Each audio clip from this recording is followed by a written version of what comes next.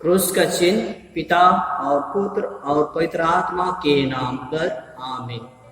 ख्रीस्त में मेरे प्यारे भाई और बहनों, माताओं, पिताओं, नन्हे मुन्ने प्यारे बच्चों और मेरे प्रिय दोस्तों, सबों को मेरी ओर से जय श्री।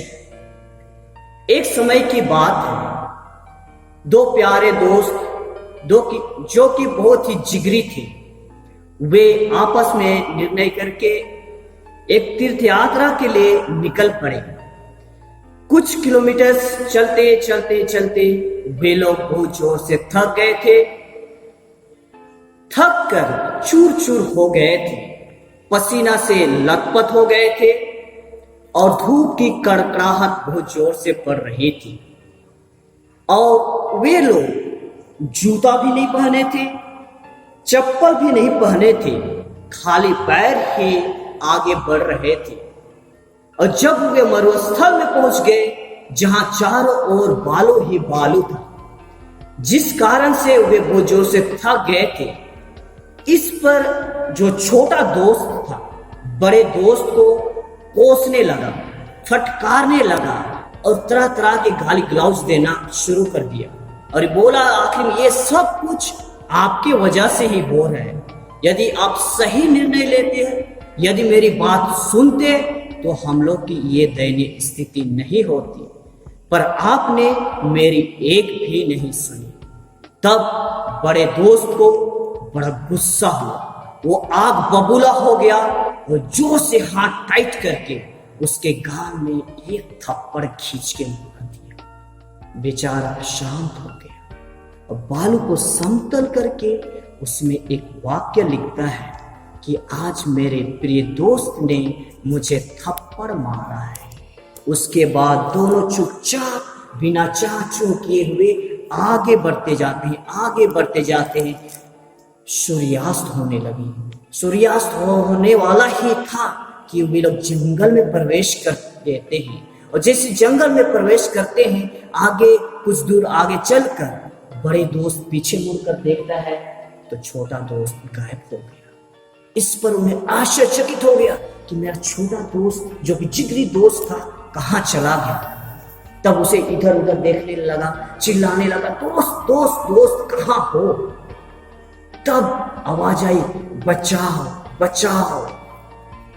तब वो इधर उधर देखता है, झांकता है और आगे जाके देखता है एक गड्ढी थी, बहुत बड़ा गड्ढा था जिसमें वह गिर गया था बेचारा। शायद उसके मन में बहुत कुछ चल रहा था, अंदर ही अंदर एक प्रकार की लड़ाई हो रही थी, एक प्रकार का संघर्ष हो रहा था, जिस कारण से वो अपने खुद को खो गया था और उस गड्ढे में गिर गया। तब बड़े दोस्त ने डालू को तोड़कर, शाखाओं को तोड़कर किसी प्रकार से बांध लिया और उस डालू के सहारे अपने दोस्त को बाहर निकालता है। बाहर निकालने के बाद छोटे दोस्त खुशी से उन्हें लिपट लेता है, गले लगा लेता है और धन्यवाद कहता है। और उसमें छोटे दोस्त ने लिखा, चट्टान में लिखा कि आज मेरे प्रिय दोस्त ने, जिगरे दोस्त ने मुझे बचाया है। तब कुछ दूरी आगे चले दोनों साथ साथ, और तब बड़े दोस्त को समझ में नहीं आया कि जब मैंने अपने दोस्त को गाल में थप्पड़ मारा था तो क्यों उसने धूल में लिख दिया, क्यों उसने बालू में लिख दिया। और जब मैं उसको बचाया इस गड्ढे से तो उसने मेरा नाम चट्टान में लिख दिया। तब उसने पूछने लगा अपने छोटे दोस्त से कि ऐसा आप क्यों किए। तब छोटे दोस्त ने बहुत ही सुंदर वाक्यों में, सुंदर शब्दों में बहुत सुंदर उत्तर देते हैं, और वो उत्तर था कि ये मैं नाम बालू में इसलिए लिखा ताकि आंधी तूफान आए और मिट जाए। और जब आंधी तूफान आए, चट्टान में लिखा हुआ नाम कभी नहीं मिटेगा। ख्रीस्त में मेरे प्यारे भाई और बहन, हम सभी यात्री हैं, तीर्थ यात्री हैं। हम सभी लोग आगे बढ़ रहे हैं अपने जीवन की इस यात्रा में। हम लोग अपने माता पिता के साथ में यात्रा कर रहे हैं, हम लोग अपने भाई बहन के साथ में यात्रा कर रहे हैं, हम लोग अपने दोस्तों के साथ में यात्रा कर रहे हैं, आप लोग अपने पति पत्नियों के साथ में यात्रा कर रहे हैं। और इस यात्रा में किसी के साथ मनमुटाव होता है, किसी के साथ लड़ाई झगड़ा होता है, किसी के साथ में गुस्सा आता है, किसी से हम लोग घृणा करते हैं, किसी से हम मारने, लड़ने, काटने के लिए भी उतावला हो जाते हैं। और एक प्रकार का हमारे अंदर में क्या आता है? गुस्सा, जोर का गुस्सा आता है। हम लोग गुस्सा से लाल हो जाते हैं और दूसरे को मारने के लिए तैयार हो जाते हैं, बदला लेने के लिए तैयार हो जाते हैं।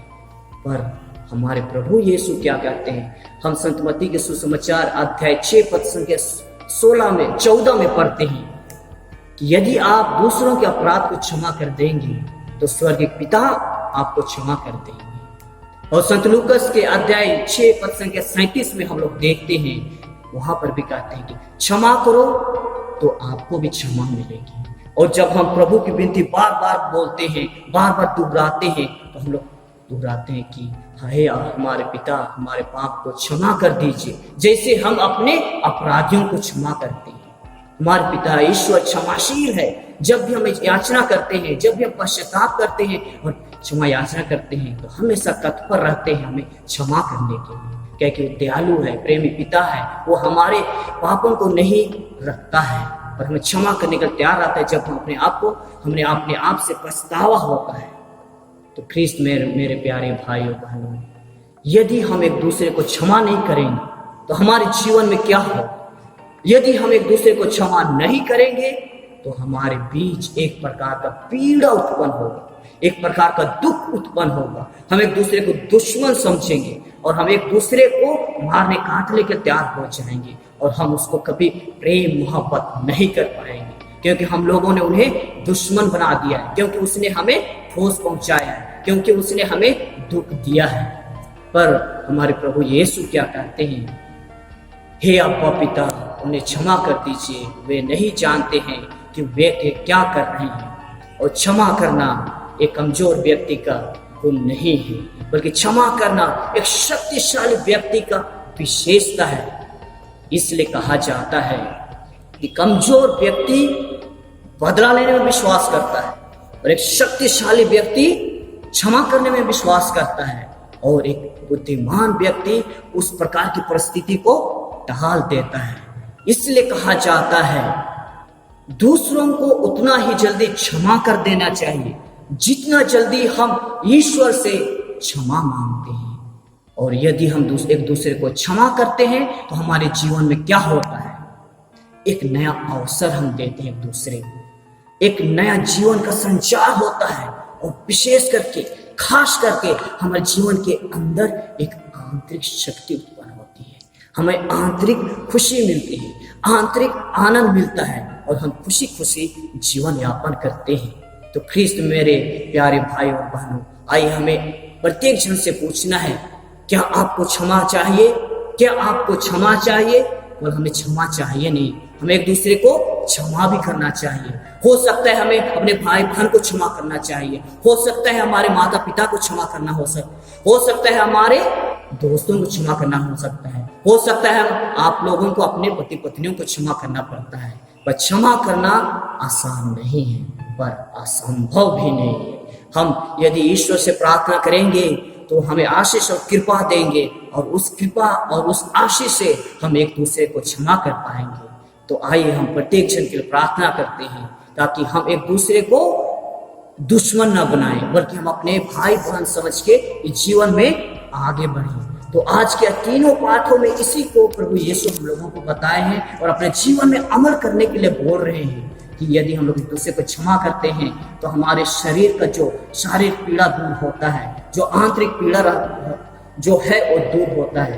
तो आइए हम प्रत्येक जन के लिए प्रार्थना करें, ताकि हम एक अच्छी तरह एक अच्छा ख्रिस्तीय जीवन यापन कर पाएंगे, जैसे माता मरियम, प्रभु यीशु और संत योसेफ एक साथ ख्रिस्तीय परिवार का जीवन यापन किए। तो हम आइए इस प्रवचन में प्रत्येक जन मनन चिंतन करें कि आज हमें किसे क्षमा करना है। तो आइए मैं इस प्रवचन को छोटे शब्दों में, छोटे वाक्यों में, सुंदर कहावत में अंत करता हूँ। क्षमा के बिना कोई प्यार नहीं है और प्यार के बिना कोई क्षमा नहीं है।